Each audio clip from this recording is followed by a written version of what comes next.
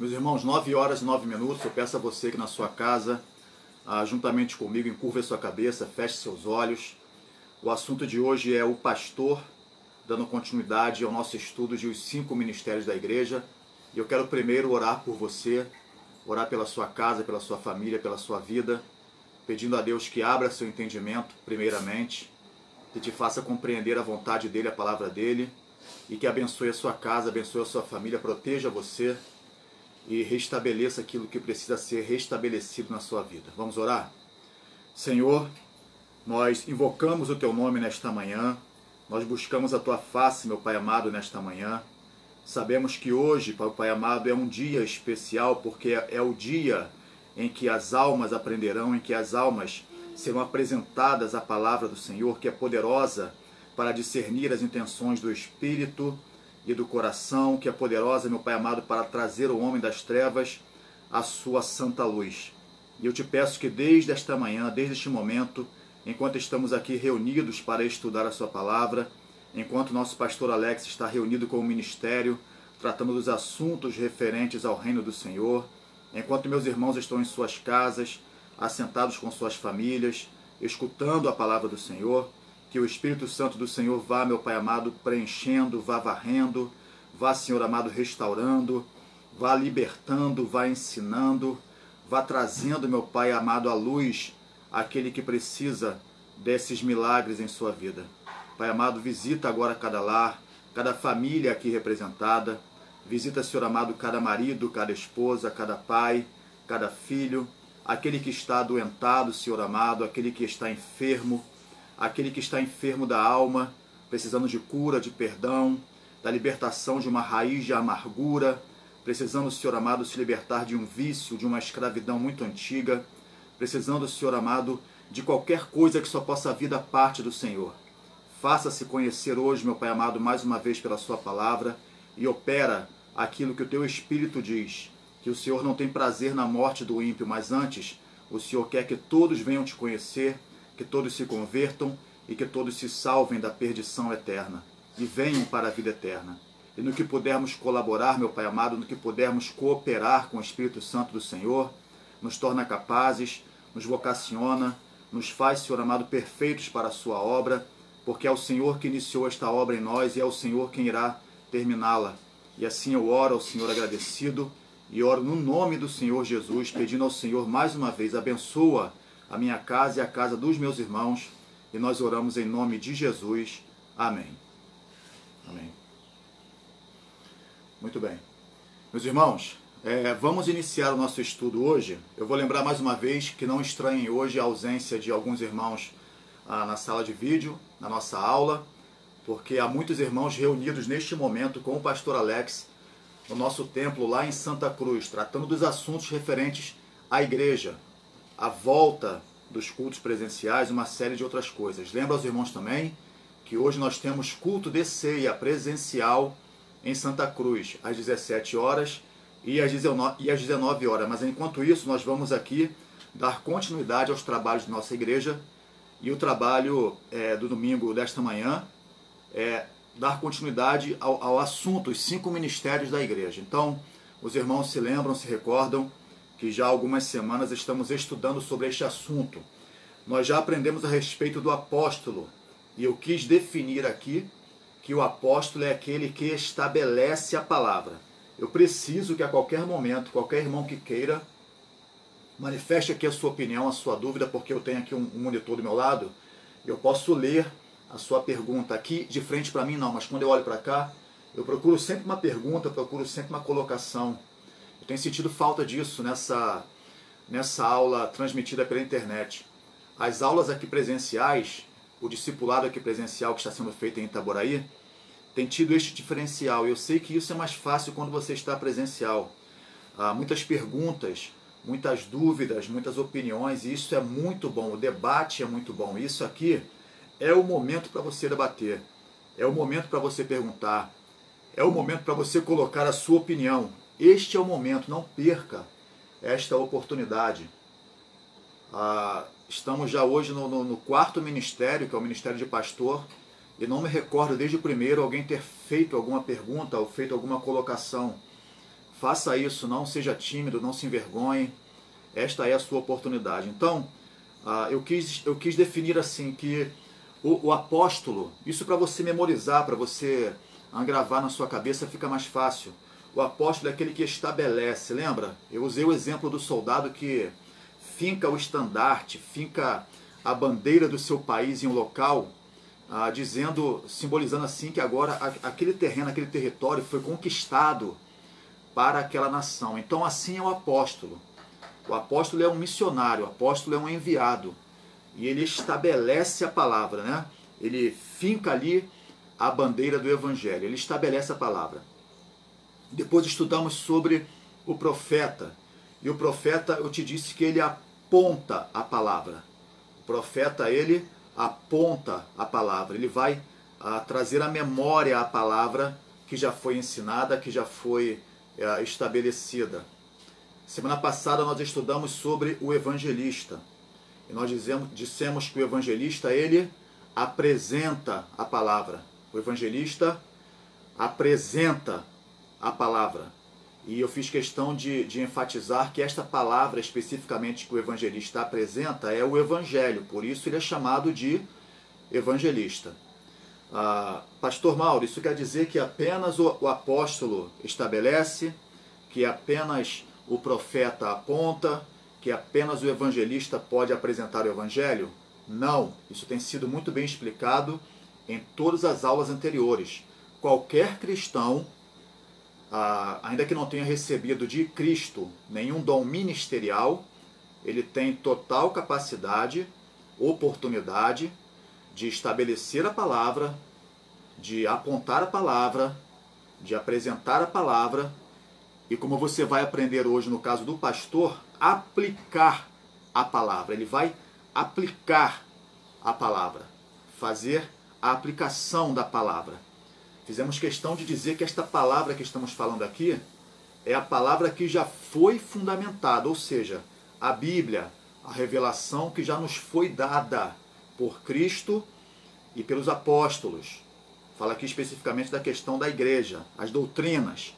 Então, meu irmão, entenda isso. Vamos repetir comigo? Porque creio que a repetição é o segredo do método. O apóstolo estabelece, o profeta aponta, o evangelista apresenta e o pastor, ele aplica a palavra.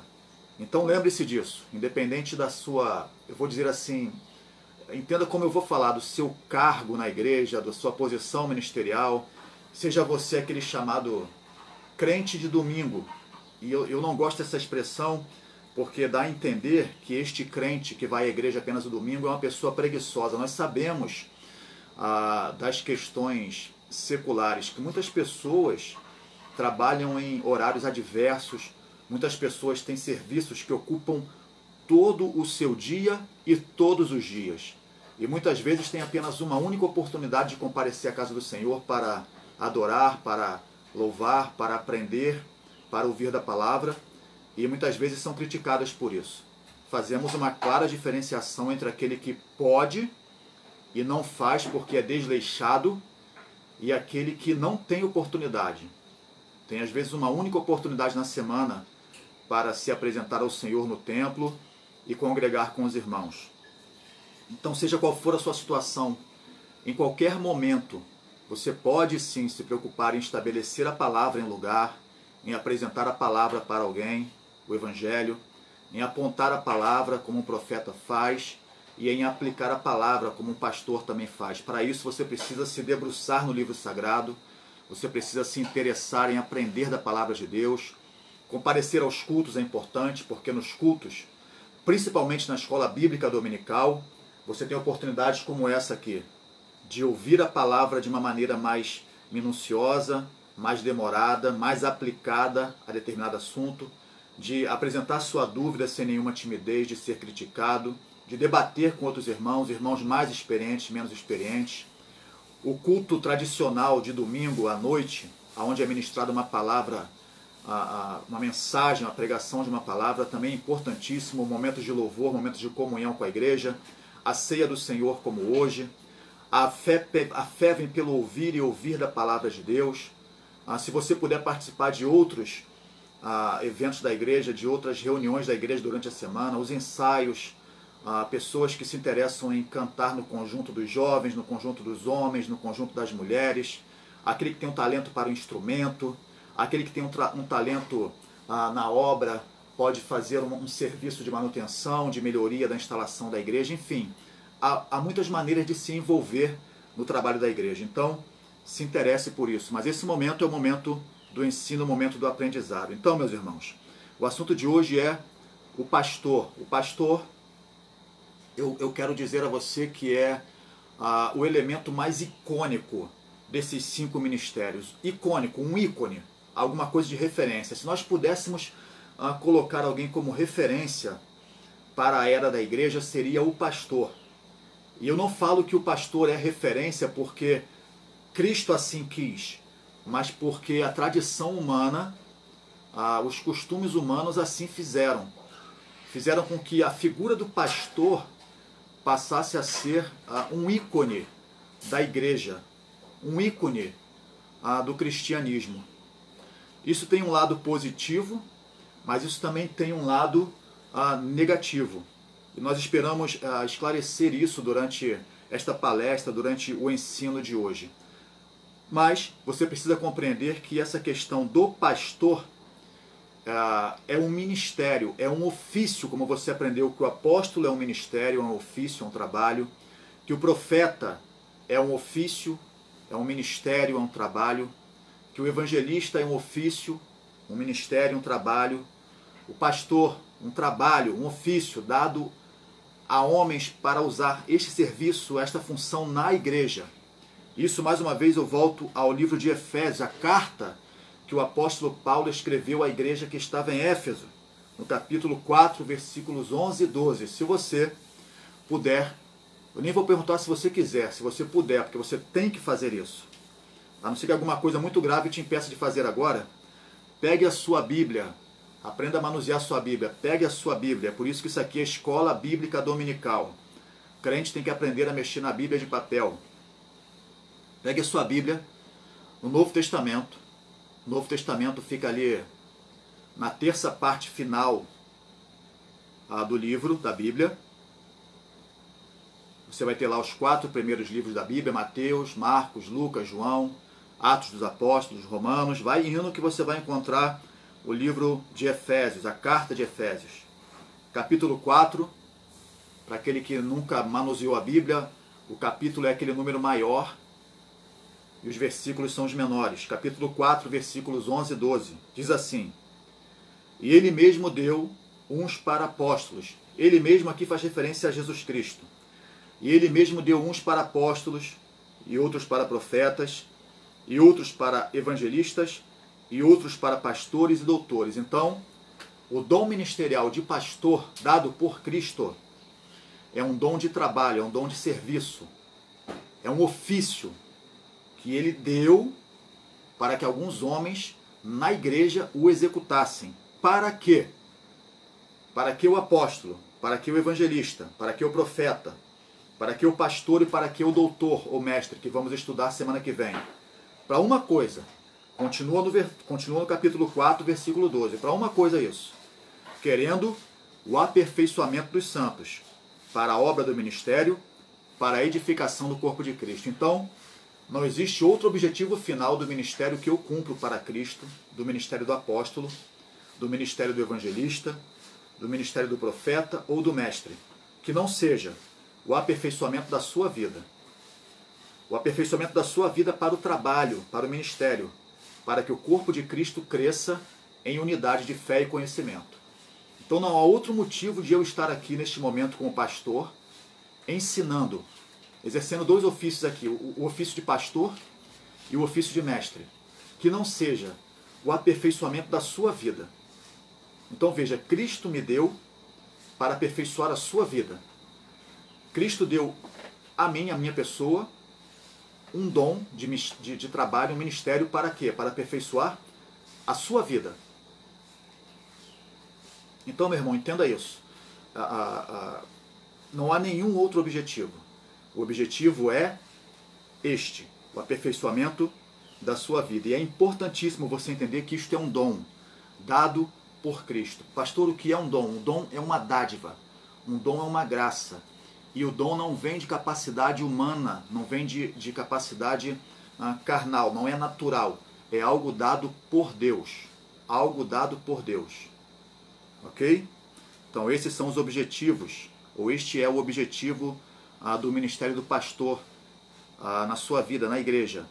Promover o aperfeiçoamento da sua vida, promover o crescimento da sua vida, ok? Só um instante, meus irmãos. Letícia, dá um giro naquela rodinha ali. Só um momento que eu preciso aqui ver se os irmãos...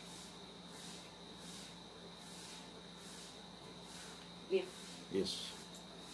Saiu do ar aqui. Só um instante, meus irmãos.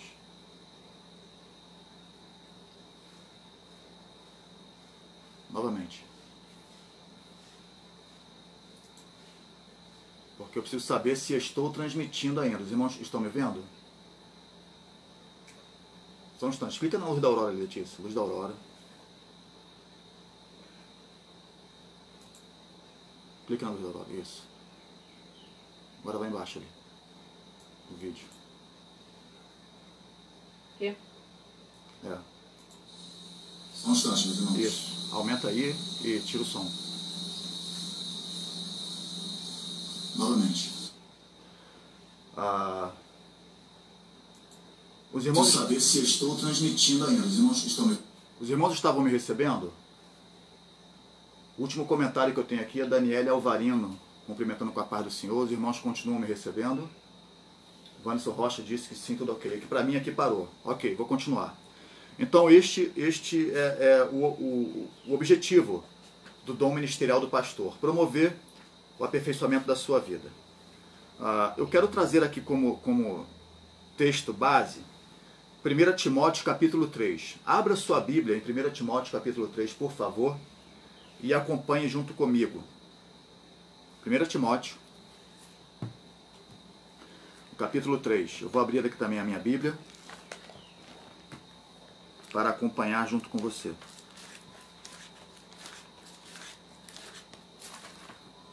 1 Timóteo, capítulo 3.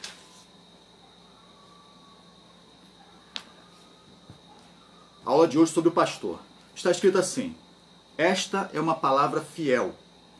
Se alguém deseja o episcopado, excelente obra deseja. Então eu me retenho agora neste versículo. Esta é uma palavra fiel. Se alguém deseja o episcopado, excelente obra deseja. Então aprendemos que pastor é um dom ministerial, é um dom de trabalho dado por Cristo. Como eu disse, não vem de natureza humana, não vem de capacidade humana, mas é dado como dom, como graça pelo próprio Senhor Jesus Cristo. O terceiro capítulo de 1 Timóteo é o texto áureo, o texto, a referência sobre algumas características morais, de personalidade e de vocação para aquele que é pastor ou para aquele que deseja ser pastor. Porque é isso que está falando aqui. Esta é uma palavra fiel. Se alguém deseja o episcopado, excelente obra deseja. A palavra episcopado, ela vem do grego episkopoi. Então essa palavra aqui, aquele que deseja o episcopado, é uma palavra grega, de origem grega, episkopoi, e significa superintendente ou bispo. Então o que o apóstolo está falando aqui ao jovem Timóteo? Timóteo era um jovem aprendiz do apóstolo Paulo, e Timóteo, ele foi vocacionado para ser um pastor. Mas a palavra que é usada aqui é episcopado, aquele que deseja ser o episcopado, não aquele que deseja ser pastor. E a origem desta palavra é grega, episkopoi, e significa superintendente ou bispo. E aqui eu trago 3 palavras de origem grego para que você entenda uma coisa importante. A palavra pastor no grego, e por que fazemos referência ao grego? Porque o Novo Testamento foi escrito em grego, grego koiné.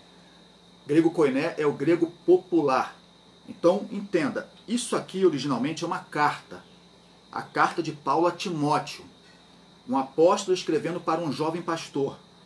E escrita em grego, grego koiné, grego popular. Então, importantíssimo entender o sentido original da palavra para que você entenda o ministério dos homens chamados de pastores hoje na igreja. Então você encontra poimen, uma palavra grega que traduzida para o nosso idioma é pastor. E esta palavra poimen, ela tem como raiz guia, pastor de ovelha mesmo, aquele que guia a ovelha, aquele que vai na frente das ovelhas, um pastor de rebanho, levando as ovelhas para o pasto, levando as ovelhas para a água e à noite de volta para o curral, de volta para o aprisco. Então, quando você lê na sua Bíblia pastor em português, em muitos momentos esta palavra no original grego é poimen. Ela faz referência ao pastor de ovelha, alguém que guia a ovelha, e agora você se coloca em posição de ovelha. O seu pastor te guia ao pasto, te guia ao alimento, te guia às águas tranquilas que refrigeram a sua alma e te leva para o curral, para o aprisco, para a proteção, para que nenhum animal, para que nenhuma fera venha tragar a sua vida. A presbítero, você também já deve ter ouvido esta palavra, né? O presbítero também vem de uma raiz grega, presbítoros, que significa ancião. A palavra presbítero significa ancião, uma pessoa de idade avançada, um senhor, um presbítero. E a palavra bispo, ela vem do grego episkopos. A palavra bispo vem do grego episkopos, e ela significa supervisor. Alguém que supervisiona, ou seja, alguém que olha por cima, não por causa da sua autoridade, mas para ter uma visão mais ampla, para organizar, para orientar. E essas três palavras, pastor, presbítero e bispo, que em grego são poimen, presbíteros e episcopos, e que tem como raiz o sentido guia, ancião e supervisor, ambas, as três, têm em diversos contextos bíblicos o mesmo sentido ministerial, que nós hoje chamamos de pastor. Pastor, então, o que é um pastor? Um pastor, independente se ele é chamado de pastor, de presbítero ou de bispo, ele é uma pessoa que exerce um ofício de guia, de homem mais experiente, de ancião, e por isso pode guiar, pode supervisionar, porque tem experiência, e exerce um ministério de supervisão, de superintendente. Então entenda, três palavras diferentes, mas que têm exatamente o mesmo sentido, que nós hoje chamamos de pastor. Estou falando isso para que você saiba diferenciar as colocações humanas. Fulano é pastor, mas ciclano é presbítero. Então o pastor está acima do presbítero, o bispo está acima do pastor, e aí se faz uma bagunça. Entenda que biblicamente essas três palavras, pastor, presbítero e bispo, são a mesma coisa, significam a mesma coisa. Um dom dado por Cristo a homens para que pastoreiem, guiem, supervisionem o seu rebanho aqui na terra. Importante que você saiba disso, que este texto de 1 Timóteo capítulo 3, que diz assim: esta é uma palavra fiel, se alguém deseja o episcopado, excelente obra deseja, ela não está fazendo referência a um cargo hierárquico superior ao do pastor, superior ao do presbítero, superior ao do bispo, ao do apóstolo. Não é isso. Se alguém deseja o trabalho de supervisionar, se alguém deseja o trabalho de guiar, se alguém deseja o trabalho de ser um pastor, excelente obra deseja. Porque está escrito assim: o trabalho que esses homens no passado faziam era um trabalho de supervisão, ou seja, os que detinham a nobre função episcopal eram aqueles que visitavam, cuidavam e zelavam dos homens para o bem dos mesmos. Em suma, estes eram os cuidadores dos cristãos, cuidadores. E traduzindo para o nosso português, eles eram os atuais pastores. Então, não se confunda mais com as expressões bíblicas presbítero, bispo, pastor.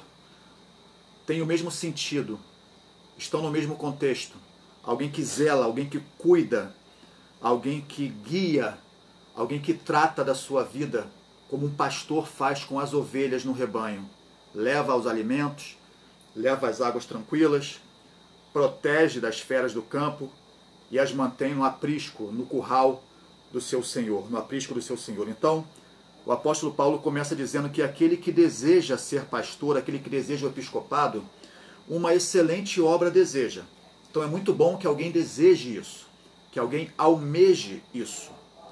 Agora, vamos agora entender o que deve acontecer com aquele que deseja isso. Uma união entre vocação e abnegação. O que é vocação? Ser vocacionado, no contexto bíblico, é ser chamado. Chamado por quem? Por Cristo. Ninguém pode se chamar para a obra, ninguém pode se chamar para o episcopado.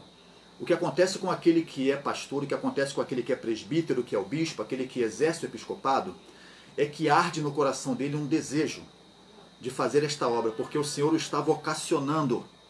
E agora ele tem que ser uma pessoa abnegada. O que é abnegação? Vou te dar um exemplo. Já vi um estudante que deseja passar em um difícil concurso no nosso país, por exemplo, concurso para a Polícia Federal, concurso para o magistério, um concurso para a Polícia Rodoviária Federal. Essa pessoa costuma ser uma pessoa abnegada. Ela abre mão do seu final de semana, abre mão de ir a festas, abre mão daquilo que é normal para qualquer pessoa, para um objetivo, para um propósito que ela colocou no seu coração. Qual? Atingir aquele cargo, obter aquela nomeação. Você vai aprender isso aqui em 1 Timóteo capítulo 3, quando no versículo 2 diz assim, continuando, aquele texto, aquele que deseja o episcopado, ou seja, aquele que deseja ser pastor, boa obra deseja. Convém, porém, ou seja, porém, que o bispo, e aqui você já aprendeu que bispo é uma palavra de origem grega, não é isso, meus irmãos? Que significa supervisor, ou seja, convém que o pastor cumpra algumas exigências. Quais são? Que ele seja irrepreensível. Comece a perceber aqui as exigências espirituais, morais e de caráter para aquele que deseja. Uma coisa é o desejar, outra coisa é o ser abnegado para cumprir estas exigências para este ministério. Então, o homem colaborando com a vocação, o homem colaborando com o chamado espiritual. Convém, pois, que o bispo seja irrepreensível. Você consegue imaginar o peso de todos os dias buscar ser uma pessoa irrepreensível? Consegue imaginar o peso sobre os ombros, o peso sobre a cabeça, sobre o coração, de a todo momento cobrar a si próprio, não precisa ninguém cobrar, para que você seja irrepreensível? Marido de uma mulher, veja, a sua vida secular, a sua vida diante dos homens, ser um homem casado, fiel a uma sua mulher, vigilante, sempre atento, sóbrio. Nós usávamos aqui no discipulado essa semana o exemplo de que o sóbrio, para que pudéssemos entender, é o oposto do bêbado. O bêbado ele anda cambaleando, batendo de um lado de outro. O sóbrio não, o sóbrio ele anda na linha, ele anda reto, honesto, hospitaleiro, ou seja, uma pessoa capaz de receber. E aqui esse ser hospitaleiro não é uma pessoa apenas capaz de receber na sua casa, hospedar pessoas na sua casa, uma pessoa de fácil acesso, apto para ensinar. Ora, como alguém pode ser apto para ensinar se não se senta para aprender durante muitos anos? Não dado ao vinho. Não dado ao vinho, meus irmãos, aqui não se faz referência a alguém que beba pouco, tá? Vamos entender aqui o contexto cultural para os dias em que esta carta foi escrita. Eu não quero entrar aqui nos pormenores do vinho naquela época, o vinho fermentado e o vinho não fermentado, mas quero, como pastor, fazer uma aplicação para os dias de hoje. Um pastor é um homem que não bebe.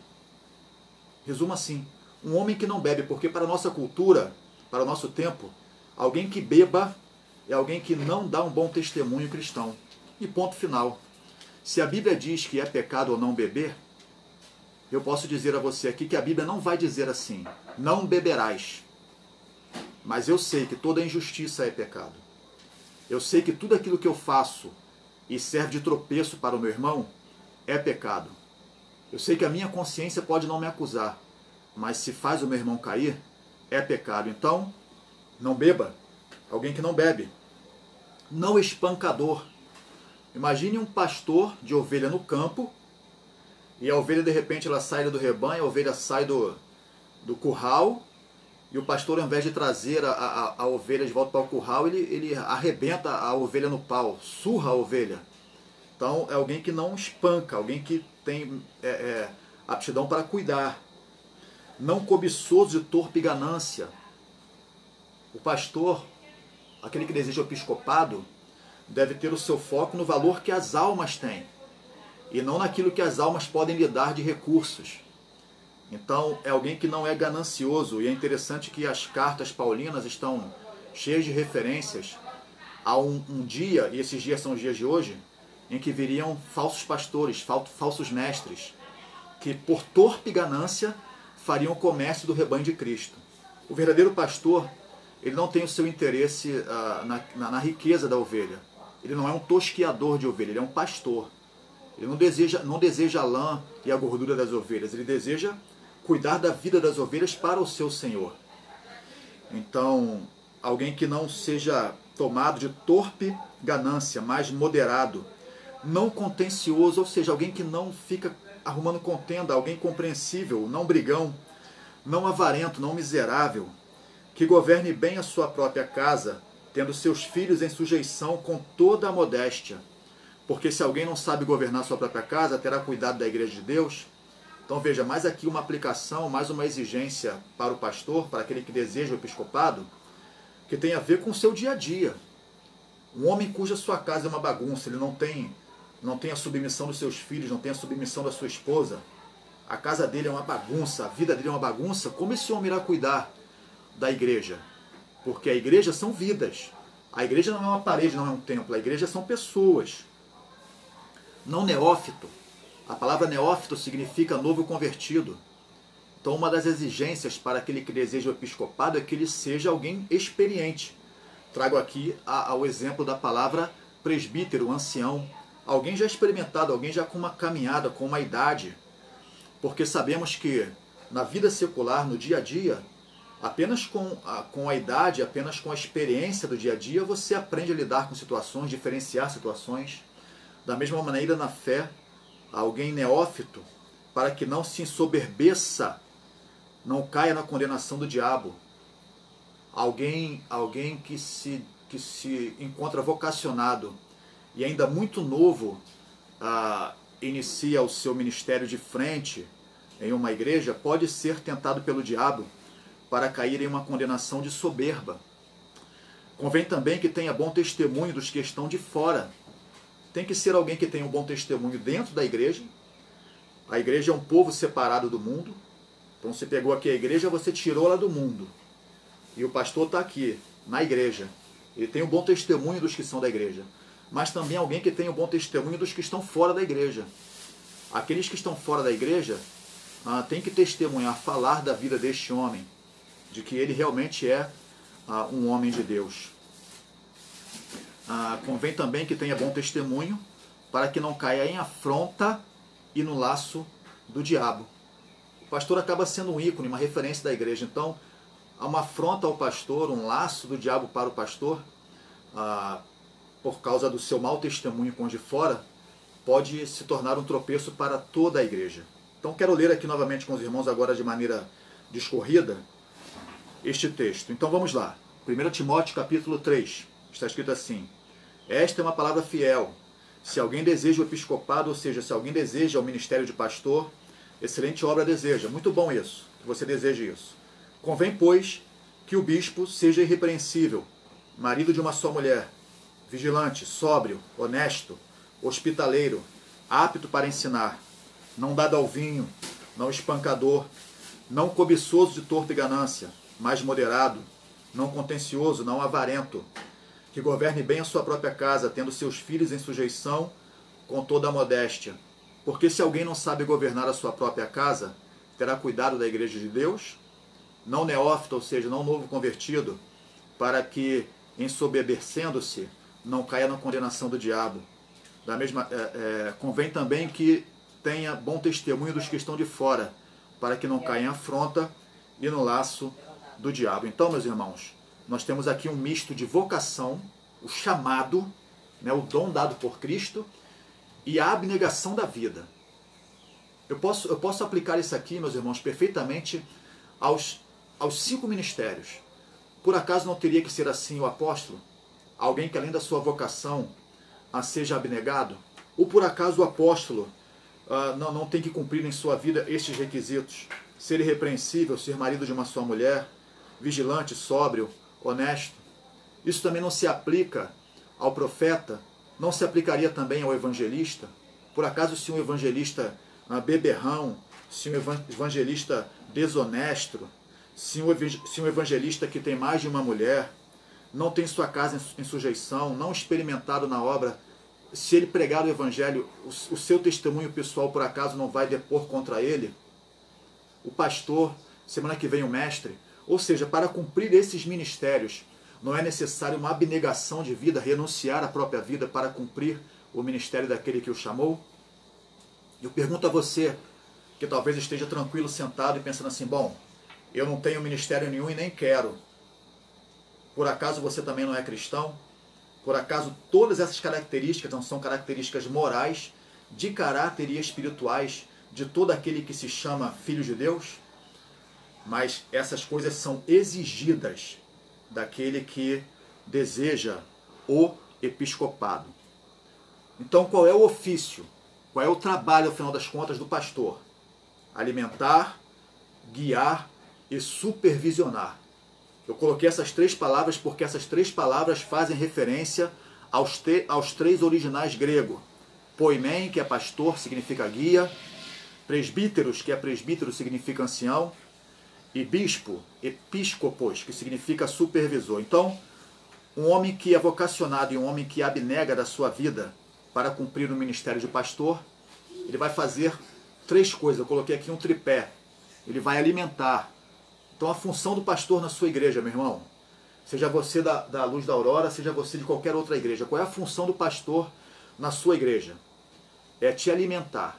Como eu disse, o apóstolo estabelece, o profeta aponta, o evangelista apresenta e o pastor aplica. Ele tem que aplicar o alimento na sua vida. Aplicar o pasto verdejante, aplicar a água tranquila, que refrigera a sua alma.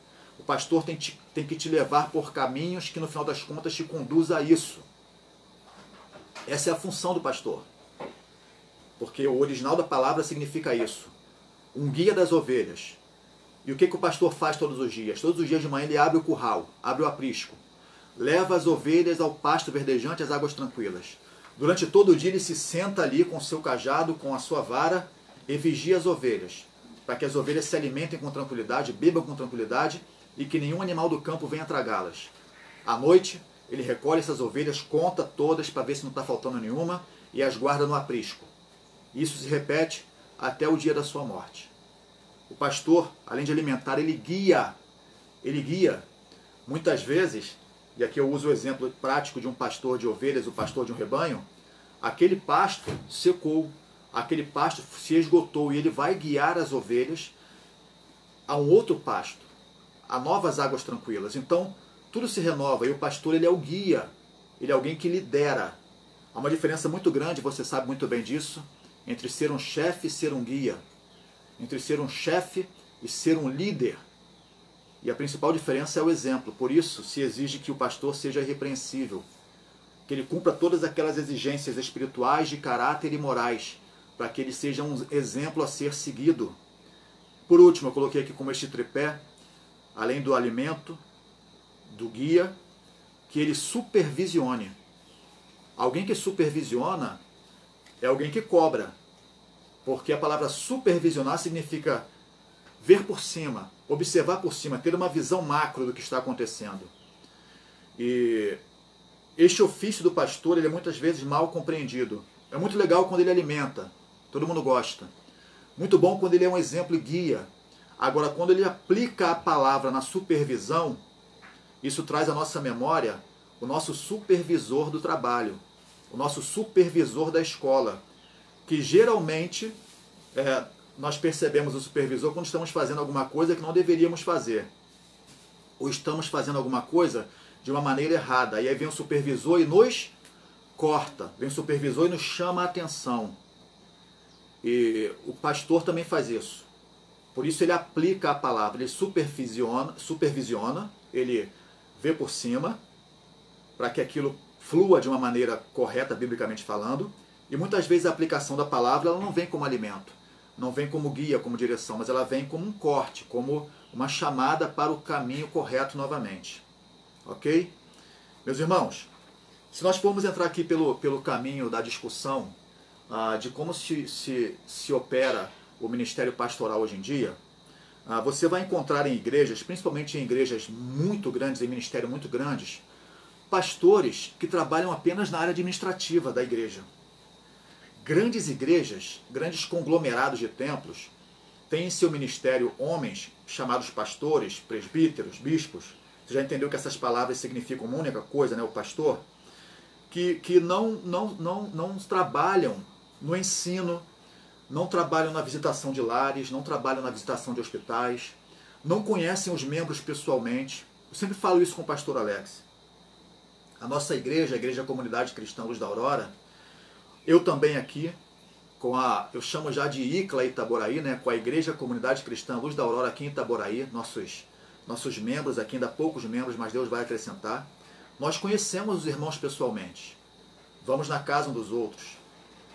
Em alguns casos somos amigos de longa data, nos conhecemos, mas entenda que há igrejas que são tão numerosas que essa intimidade se tornou impossível. Como um pastor desse faz para guiar? Como um pastor de uma igreja com 2.000 membros faz para conhecer na minúcia, no profundo, a intimidade de uma família e então poder aplicar a palavra com perfeição naquela família? Tem sido um problema.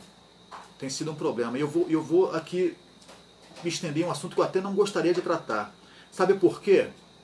Porque tem muita gente que é pastor, tem muita gente que é vocacionado para cuidar de almas, para guiar, para alimentar, para supervisionar, mas como por tradição humana, a igreja não impôs as mãos, a pessoa não recebeu um cargo em ata, não está ali de terno e gravata, aquela pessoa não cumpre o ministério para o qual foi vocacionado. Até se abnega da sua vida para fazer aquilo. Eu vou te dar um conselho aqui. Tenha você o seu chamado, saiba você que o Senhor tem te chamado para cuidar, para guiar as almas, para operar esse ministério. Não seja tímido. Eu vejo o apóstolo Paulo aqui na carta a Timóteo, na carta a Timóteo, em muitos momentos ele levando Timóteo ao convencimento de que Timóteo foi chamado sim, para que Timóteo abandone a timidez. Nós percebemos que Timóteo tinha uma certa timidez para assumir a sua vocação, para assumir o seu ministério, porque ele era jovem. Então ele tinha medo, ele tinha um certo receio de que os mais antigos, os presbíteros, os mais velhos, não o fossem receber bem porque ele é novo, porque ele é jovem. Aquela coisa, né? Como é que pode um jovem, um garoto chegou agora, querer guiar, querer nos ensinar, nos alimentar, nos supervisionar? Mas no reino de Cristo não é como o reino dos homens. É Ele quem chama, é Ele quem dá autoridade espiritual para falar, para guiar, para supervisionar, para estabelecer. Então, examine a sua vida. Aquele que deseja o episcopado, boa obra deseja. Quem sabe o Senhor não tem te chamado e você está como Timóteo, tímido em sua mente, porque não tem compreendido a profundidade desta palavra. Mas nós temos, isso é fato, hoje em dia, pastores que trabalham na área administrativa da igreja, pastores que trabalham na área da contabilidade, pastores que trabalham na área social. São pastores, mas a demanda, graças a Deus, tem sido tão grande que assim tem sido distribuída. E eu não tenho dificuldade em imaginar que naqueles dias, meus irmãos, e por isso também foram levantados diáconos, é um assunto que vamos tratar mais à frente, o diácono não é um ministério, foram levantados diáconos, eleitos diáconos, para ajudar isso, porque os apóstolos não estavam conseguindo cumprir a sua função pastoral, não estavam conseguindo visitar as viúvas, pregar a palavra, ensinar a palavra. Então foram levantados homens para realizar esse tipo de trabalho, para que aquele que foi vocacionado para aplicar a palavra apenas se ocupasse em aplicar a palavra. Daí a sua importância na igreja, em que você tire do ombro do pastor, tire da carga do pastor aquilo que não deve ocupar o tempo do pastor. É por isso que você tem o seu ministério aí para ser zelador, você tem seu ministério de diácono, seu trabalho de diácono, você tem aí o Ministério do Louvor, você tem o Ministério Infantil, uma série de atividades que visam, que tentam desocupar a mente, o coração, os ombros do pastor, para que ele possa fazer aquilo para que foi vocacionado, que é cuidar da sua alma, cuidar da sua vida, guiar, alimentar, supervisionar. O preço. Qual é o preço que se paga para cumprir esse ministério? Aprendemos sobre as exigências, agora eu quero ler alguma coisa sobre o preço. Está escrito em Hebreus capítulo 13, 17. Obedecei a vossos pastores e sujeitai-vos a eles, porque velam por vossas almas. Então, o escritor aos Hebreus, ele traz uma orientação. A igreja, obedeçam seus pastores e sujeitem-se a eles, porque velam por vossas almas, como aqueles que hão de dar conta delas, para que o façam com alegria e não gemendo, porque isso não vos seria útil. Então veja, um preço que se paga pelo episcopado, por ser pastor, ser cobrado pela vida dos outros. Então aquele que deseja o episcopado, uma excelente obra deseja. Agora saiba que você será cobrado por isso. Você é pastor, você é presbítero, você é bispo de uma igreja, você exerce a função pastoral de supervisionar a igreja, como sendo o rebanho de Cristo. Saiba que as vidas que estão sob a sua responsabilidade serão cobradas de você. Quem é capaz de pagar este preço? Quem é capaz de abnegar da sua vida e assumir esta cobrança? Quem vai cobrar é o próprio Jesus. E uma orientação para a igreja: sujeitem-se e obedeçam, sirvam com alegria, sirvam, obedeçam. Porque o pastor que trabalha com alegria, o pastor que pastoreia com alegria, porque a sua igreja é sujeita, porque a sua igreja lhe honra como pastor, ele faz isso de maneira feliz e não gemendo. Tem pastores que gemem, tem presbíteros que gemem, porque a igreja é uma igreja rebelde. Isso não seria útil para a igreja. E para encerrar o estudo de hoje, eu quero ler um último texto aqui, de 2 Timóteo. Abra sua Bíblia comigo, 2 Timóteo, capítulo 1, de 1 a 14. Para encerrar, 2 Timóteo, capítulo 1, do 1 a 14. O apóstolo Paulo agora escrevendo a Timóteo, ao jovem pastor, e para encerrar este estudo hoje, são 9 horas e 57 minutos, eu quero ler com você. Agora que você entendeu que o pastor, ele exerce um ministério, um ofício dado pelo próprio Senhor Jesus Cristo, o ministério pastoral. A palavra pastor significa guia, a palavra presbítero, ancião, a palavra bispo, supervisor.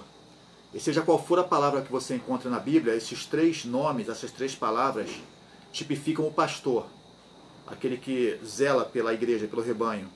Seu objetivo é o aperfeiçoamento dos santos, é levar todos à perfeição para a obra de Deus.